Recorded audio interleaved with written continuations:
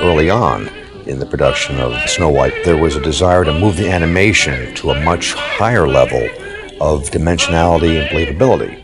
For this purpose, motion studies were conducted with actors, going through blocking their paces, and this footage that resulted was then studied by the animators to determine the mood and expression of their animated drawings.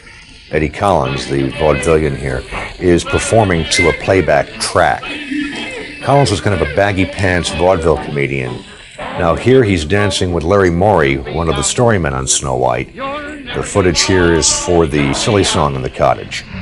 When you start to lose your figure and your hips keep getting bigger. And this is kind of a stupid, semi-drunken walk, which is very typical of Dopey's mindless, innocent move. Now, with the body contour he's indicated, the weight, he's doing different characters. Happy, I think, was the last one, and now he's back to a stumbling Dopey.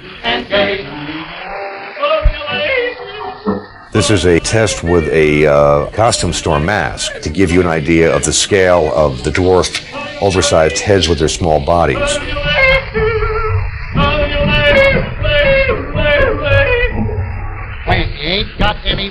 This is Marge Belcher, who at the time was a young dancer.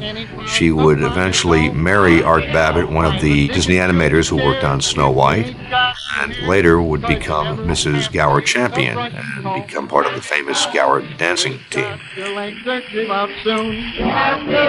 The fact that Marge is wearing these kind of goofy, great clothes here suggests that this is more of Dopey's reference footage, or it just could be eccentric dancing to give different ideas of free-form and movement. Those last ones were being deliberately undercranked to get fast speed, and it may just be part of the entire study process.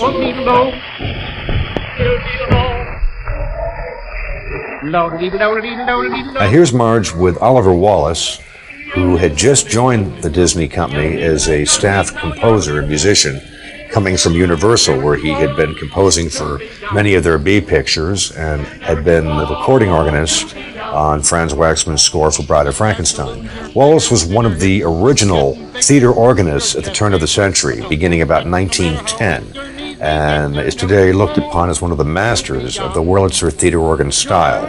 He was with Disney intermittently up into the 1950s, and even is featured in The Story of the Animated Drawing, one of the great Disney television shows from the Disneyland series in 1955, where he recreates his act of accompanying silent cartoons on the Wurlitzer.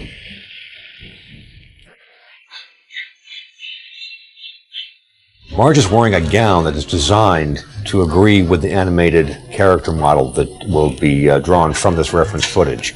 And in its tonality, you'll notice that it does not have the dark black-blue bodice that we know from the animated Snow White.